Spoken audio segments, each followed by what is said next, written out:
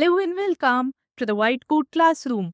In this module, we would be studying about the sternum bone. The sternum bone is also known as dagger bone or breastbone. The shape of sternum is just like a sword. It is made up of three bones: the manubrium part, the body of sternum, and the xiphoid process. When we compare the shape of sternum to a sword, we can clearly appreciate the manubrium resembles the handle, the body resembles the blade, and the xiphoid process represents the tip of the blade. So here we have is the manubrium part. This is the body part, and in between the manubrium and body there is this joint. This is known as angle of Lewis. This is an important anatomical landmark, as at this level there is presence of second costal cartilage and second rib is there.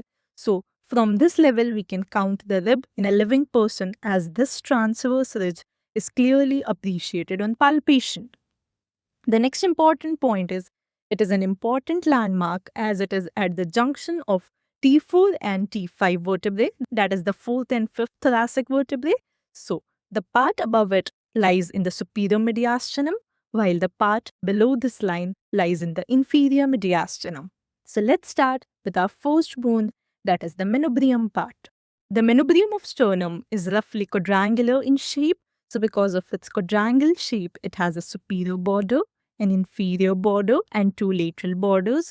Along with the four borders, it has two surfaces, the anterior surface and the posterior surface. So let's start our discussion with the anterior surface of manubrium. The anterior surface is a rough surface. It is convex side to side and it is somewhat concave above downwards. From the anterior surface, we have is the origin of pectoralis major as well as of the sternocleidomastoid muscle. After the anterior surface, let's appreciate the posterior surface.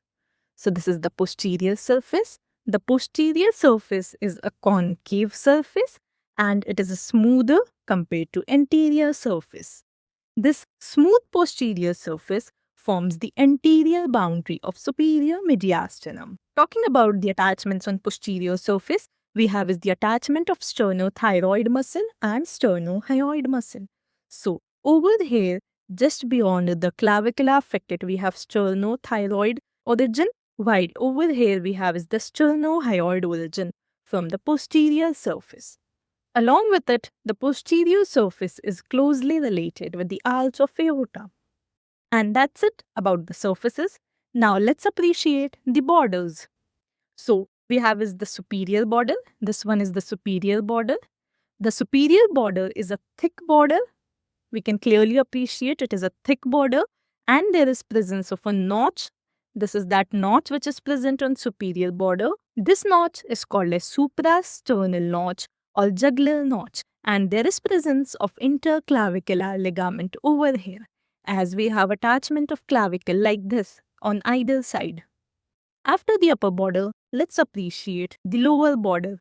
The lower border is a thin border. We can appreciate it is thin border and it articulates with the body of sternum, forming the sternomandibular joint. When this joint is formed, there is an angle present over here. It is not in straight line. There is approximately an angle of 163 degree, and this angle increases during inspiration and decreases during expiration. And this is called as angle of Lewis or sternal angle.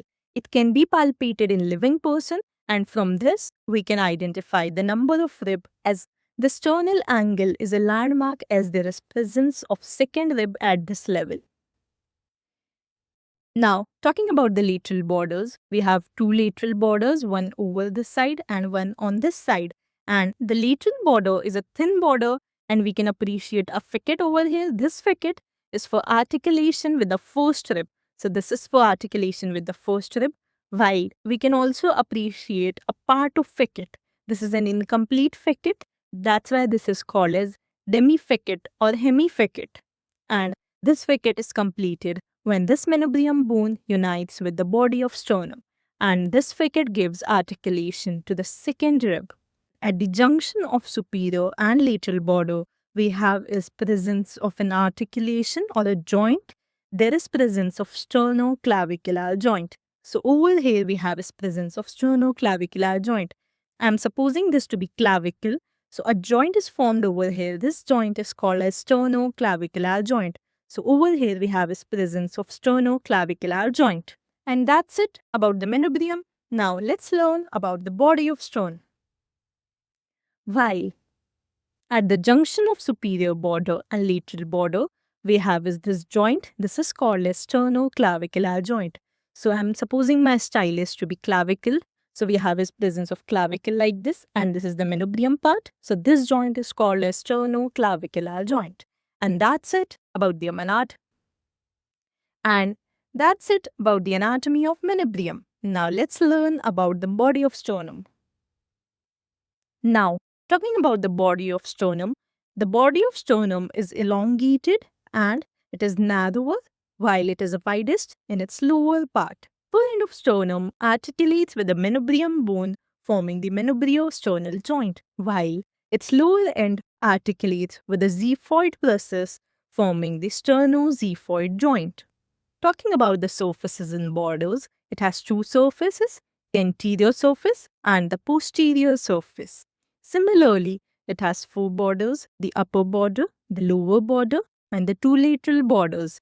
The upper border articulates with the manubrium, the lower border articulates with the xiphoid process, while the lateral border we have groove for costal cartilages of corresponding ribs.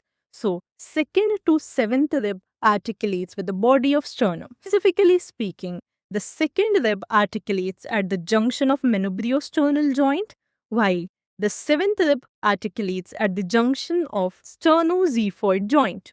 Talking about the surfaces, it has two surfaces. The anterior surface is a rough surface, while the posterior surface is a smooth surface and it is somewhat a concave surface. On the anterior surface, we can clearly appreciate the ridges which are present over here. So we can appreciate the presence of four ridges.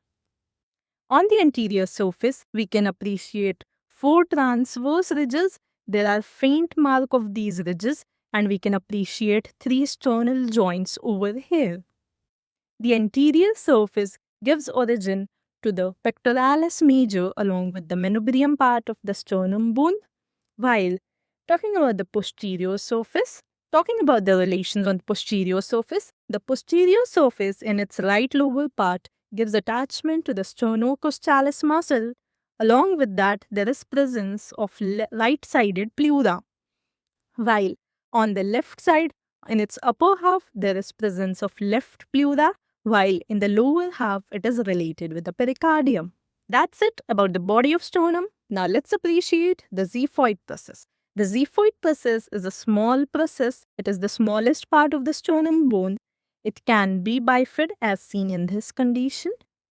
And anteriorly, it gives attachment to the medial fibers of rectus abdominis muscle, while the tip of xiphoid process gives attachment to the upper end of linea alba, which is present like this in the abdomen.